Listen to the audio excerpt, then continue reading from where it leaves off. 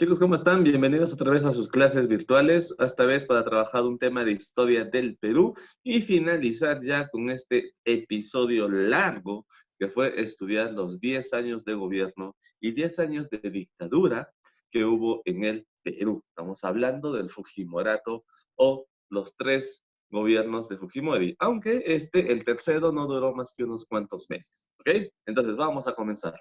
Chicos, el tema de hoy es la caída de Fujimori y el gobierno de transición democrática. Sí, es un título largo, pero en realidad todo esto solo pasó en 2 añitos, ¿ok? Entonces vamos a comenzar. Primero, viendo cómo fueran las elecciones del año 2000. El Perú entraba en una nueva etapa, entraba al nuevo milenio, el milenio actual, el siglo XXI, ¿no? El siglo actual también. Y entraba en, ¿qué se llama? ¿En qué circunstancias? ¿En qué circunstancias entraba? Todavía seguíamos en la dictadura, ¿no es cierto? Esta dictadura de la cual durante los años 90 probablemente pocos se daban cuenta y la oposición era mucho menos que el oficialismo. Pero para el año 2000, con esto de la ley de interpretación auténtica, cuando Fujimori quiso postular por tercera vez, wow, tercera vez, o sea, iba a estar 15 años, chicos, iba a estar hasta el año en que la mayoría de ustedes nacieron. este, entonces, esto pues ya se descontroló, muchachos. Entonces, eso ya estaba, ya era mucho, y la oposición ahora cada vez era más. Entonces, bueno, en el año 90 se llamaba Cambio 90. Luego, en el 95 lo llamó a su partido Cambio 90, Nueva Mayoría. Para el año 2000, Fujimori necesitaba una nueva pantalla, una que vaya acorde al nuevo siglo. Y en este caso, el partido se llamó Perú 2000, y eso era lo que habían que marcar si querían que el chino se quede 5 años más en el poder. La oposición estuvo liderada sobre todo por la candidatura del doctor Alejandro Toledo Manrique, quien con su agrupación Perú Posible y con su símbolo de rasgos netamente de la cultura andina, la chacana, le hizo posible a Perú 2000, el partido de Fujimori. Bueno, no, o sea, no estoy diciendo que fueron los únicos contendientes en las elecciones del año 2000, pero eran los que más se iban, ¿no?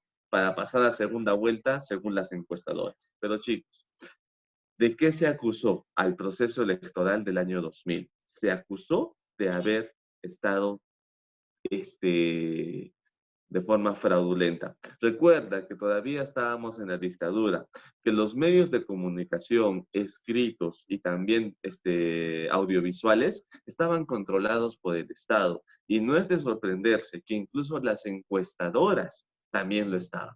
Estaban vendidas al gobierno. Por lo tanto, se acusó de un fraude electoral. ¿Por qué?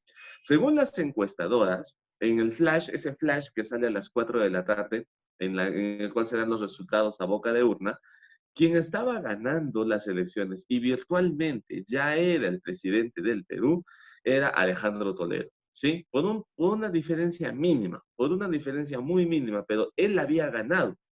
Curiosamente, cuando finalmente se dan los resultados así al 100% del conteo que hace la ONU, resulta que las encuestadoras dijeron, no, no, no, ha habido un margen de error. El margen de error que siempre existe en la estadística, ese 3% que puede afectar a uno y perjudicar al otro, y resulta que el ganador era Fujimori. Entonces, chicos, usualmente las encuestas que salen así en el flash electoral, la boca de urna, siempre han sido así, o sea, tal como sale, al final así resulta cuando ya se hace el conteo, con una leve, pero bien leve diferencia en décimas. En ese caso era muy, pero muy rochoso, era demasiado. Había habido un fraude y todo el Perú, incluso los fujimoristas lo sabían. Sin embargo, a pesar de eso, se supone que por ser ambos quienes pasaron, no pasaron del 50%, tendrían que ir a segunda vuelta, Fujimori y Toledo. Toledo decide no participar de la segunda vuelta, alegando precisamente el fraude que ya se venía. Si lo habían hecho en la primera vuelta, también lo iban a hacer en la segunda. Por lo tanto, Toledo no participa y automáticamente Fujimori gana las elecciones. Así empezaría el tercer periodo de gobierno de Fujimori, el cual iría desde el año 2000 hasta el año 2005. Fujimori asume por tercera vez la presidencia y quién sabe si se iba a valer de alguna artimaña, juego sucio, otra interpretación auténtica de la ley para de repente quedarse en el poder por mucho más tiempo. Y sabemos que eso no iba a ser posible.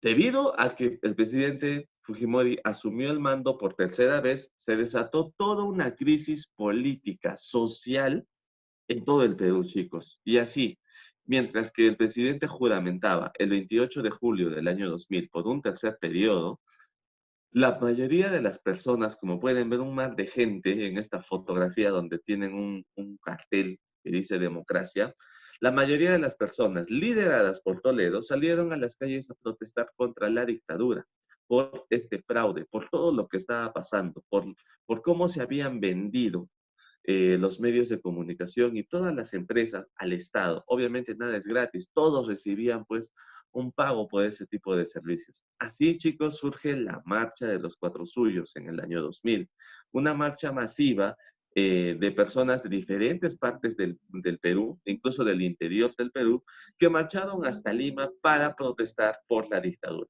Lamentablemente, este acontecimiento social se descontroló un poco, ¿sí? Ya que hubo protestas, hubo de todo tipo, e incluso el Banco de la Nación, la sede principal del Banco de la Nación en Lima, sufrió una explosión y se incendió por completo, muriendo algunas personas ahí. La Marcha de los Cuatro Suyos tenía como propósito, no desde, o sea, ir contra la dictadura, hacerle notar a Fujimori de que los peruanos ya no querían, ya no lo querían, y que se haga un proceso electoral transparente, donde los partidos políticos, sea quien sea, pueda participar y tener números reales, que realmente la población está votando por ellos. Entonces, pero al final no logró su cometido. El presidente Fujimori juramentó por 5 años más y oficialmente era el presidente de la República. Así pasó, esto sucedió en julio, ¿no es cierto? Así pasó agosto y llegamos a septiembre.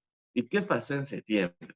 Chicos, un 14 de septiembre del año 2000, los miembros de la oposición, que en este caso estamos viendo acá, del Frente Independiente Moralizador, del FIM, un partido político, liderado por Fernando Olivera. Acá se encontraba Luis Iberico, que es periodista y al mismo tiempo también político. Sacaron a la luz algo que cambiaría para siempre la historia del Perú.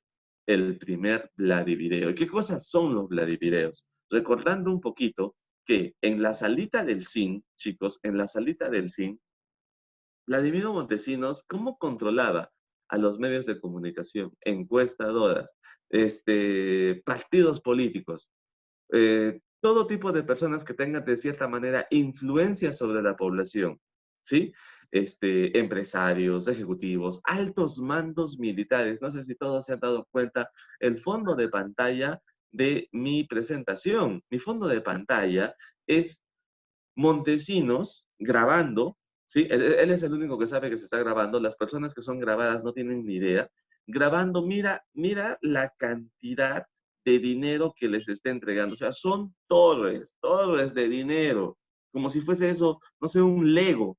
Eso es dinero, chicos, mal habido, que Montesinos y Fujimori compraban a cualquier persona que sea posible para poder continuar con su red de mafia y corrupción. Al desatarse esta verdad, ¿sí? Solo salió un video, aquel 14 de septiembre de 2006, donde Montesinos compraba a Alberto Curi, iba a decir Alex Curi es el hermano de Alberto Curi. Alberto Curi era un congresista que había logrado ser elegido, pero mediante el partido político de Toledo, ¿sí? Participando en Perú Posible. Ganó, obtuvo una curula en el Congreso, pero para poder tener la mayoría parlamentaria a favor de Fujimori, se empezó a sobornar, ¿sí? A sobornar con grandes cantidades de dinero a congresistas de la oposición para que pasen al oficialismo de Fujimori. Y chicos, uno de esos congresistas fue Alberto Curi, quien precisamente este, En un principio incluso lo negó todo y dijo, no, si tienen, ya lo estaban acusando, tránsfuga le decían. Aquellos que se pasan de un partido a otro les decían tránsfugas. No estaba probado de que haya recibido un soborno, pero sí todos decían que era un tránsfuga. Entonces, compra de congresistas tránsfugas.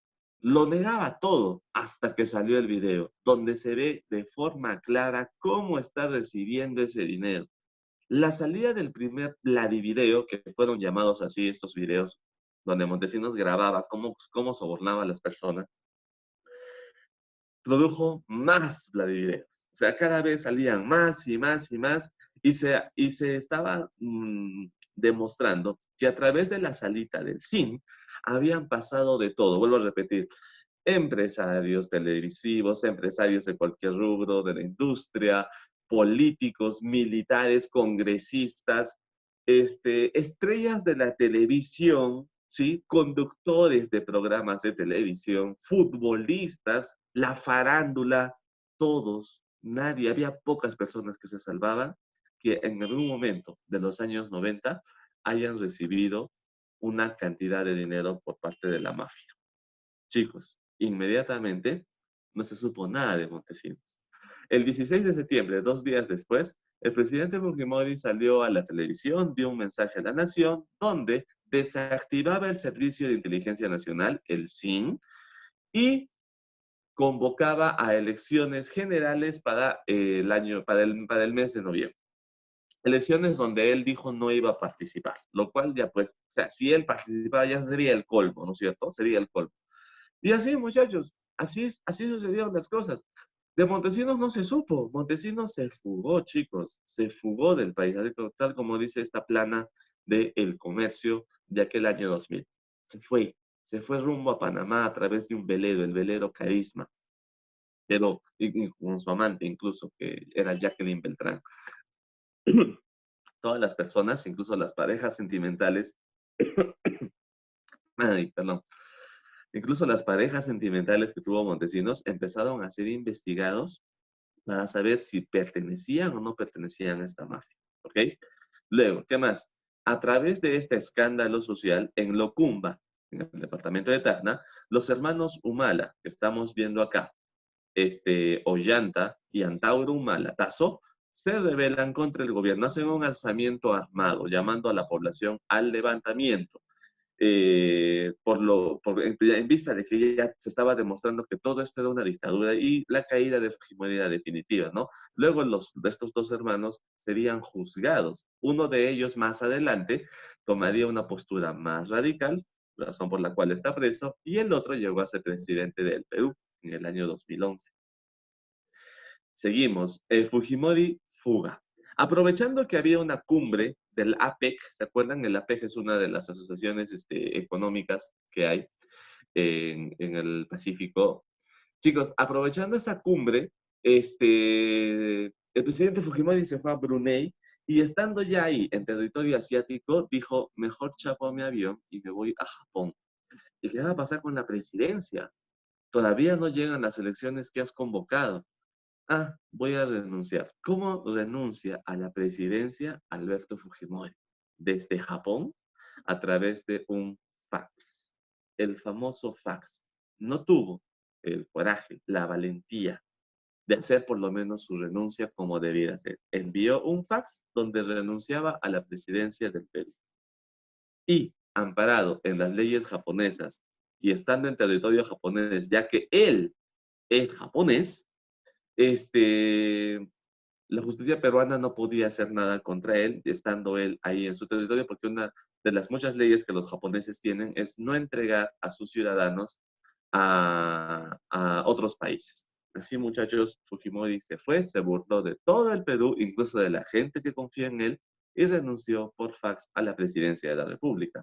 No obstante, chicos, el Congreso, que era presidido por por la señora Marta Hildebrand, pero ella era fujimorista, fue destituida y nombraron al presidente del Congreso, al doctor Valentín Paniagua Curaçao.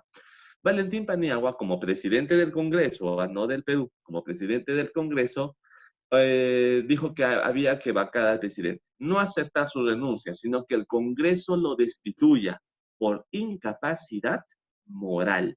Así, chicos, el presidente Fujimori fue destituido por el Congreso de su cargo de presidente de la República. En noviembre, y se viene, chicos, este noviembre del 2020, 20 años de que Fujimori se fue burlándose de la mayoría de peruanos y dejándonos un país en una crisis social terrible. Lo bueno es que las historias no llegaron, no terminaron mal. Aquí empezaría un gobierno de transición democrática. ¿Por qué se le llama gobierno de transición democrática? Porque era una realidad que lo que se vivió durante 10 años fue una dictadura. Por lo tanto, para que vuelva la democracia, habría que haber una transición y en este caso habría que nombrar un nuevo presidente. ¿Y quién iba a ser presidente? Usualmente asume el vicepresidente, ¿no es cierto? O los vicepresidentes que tiene el presidente de la República, pero ni uno de ellos aceptó. Y entonces, ¿en quién recayó la responsabilidad de asumir la presidencia de la República? Fue en el doctor Valentín Paniagua, quien en ese momento ejercía funciones como presidente del Congreso. Y así es que el Congreso lo elige presidente de la República y cuyo objetivo, este gobierno tenía como objetivo convocar a elecciones y garantizar que las elecciones del año 2001, donde otra vez participarían todos los partidos políticos, sea transparente, sea justa y no esté llena de cosas fraudulentas.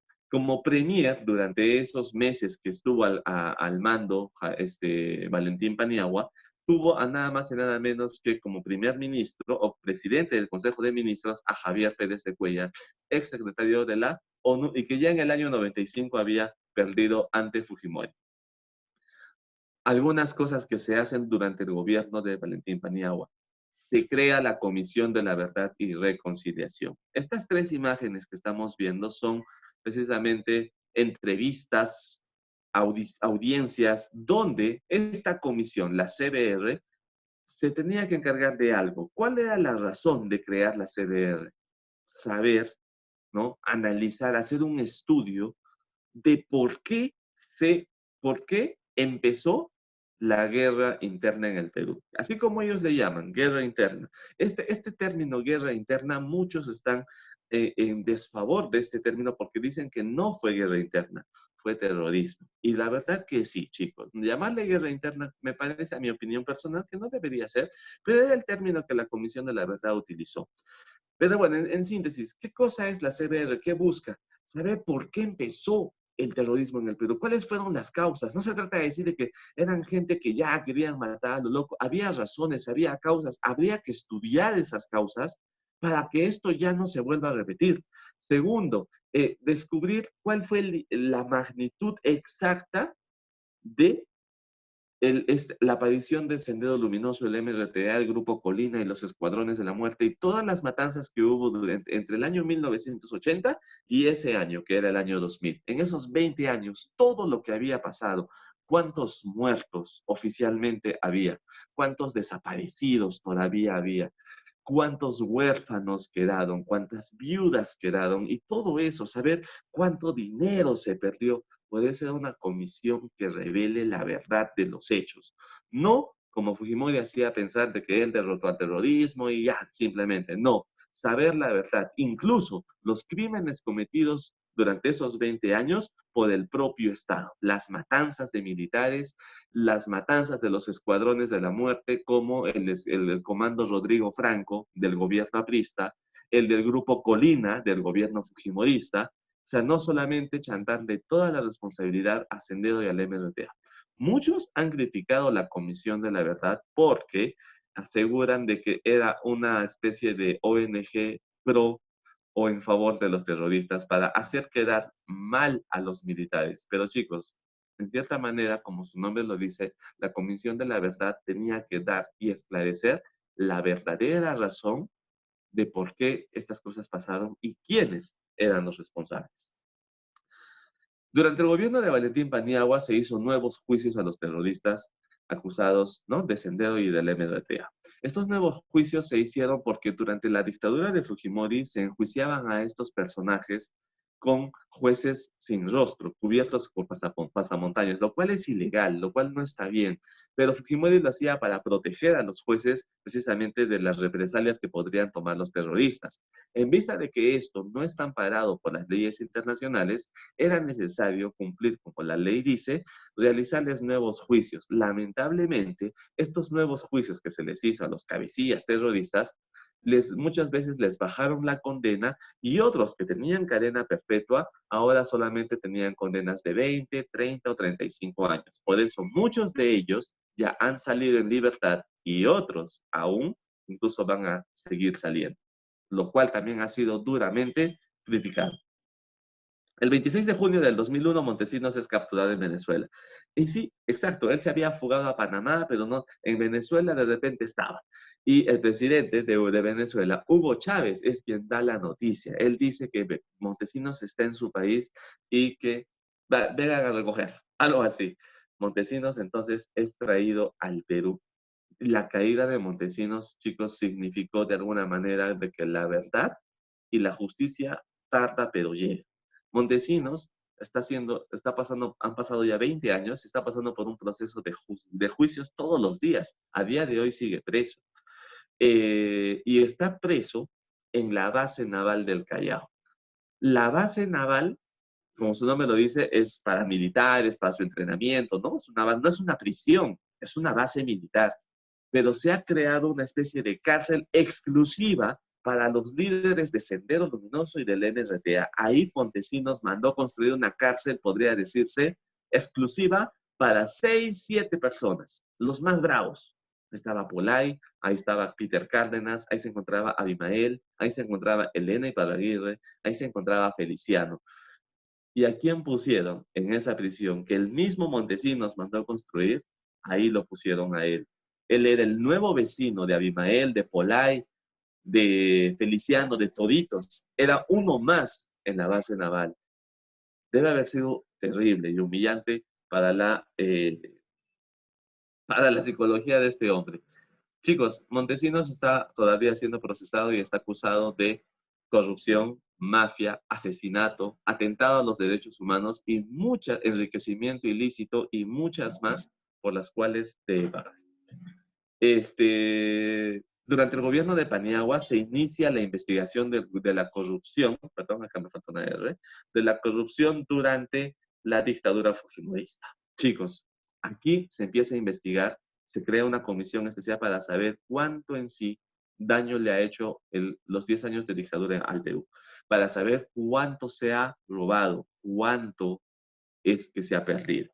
¿Ya? Acá empiezan a salir a luz más las videos, más revelaciones que hundían cada vez más a la dupla Fujimori y Montesinos.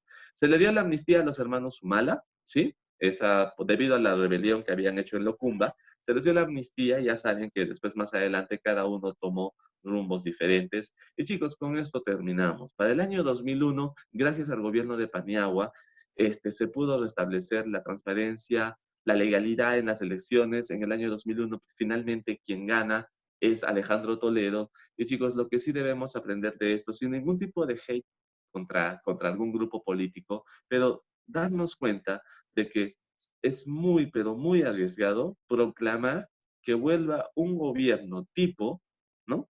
O sea, el escuchar solamente la palabra Fujimori ya se ha vuelto una manera de relacionar a corrupción, a fraude, a mentiras, a engaños y a saqueos al Perú. Por eso, esperemos que nunca más se repita un episodio así en la historia del Perú. Así como decimos terrorismo nunca más, también esperemos que una dictadura como la de Fujimori nunca más le vuelva a hacer daño al Perú como lo hizo en ese periodo de tiempo. Terminamos, muchachos, y ya entonces estamos viendo el desarrollo de esta clase cuando estemos en nuestra clase a través de Zoom. Sí, gracias por su atención. Cuídense mucho. Chao.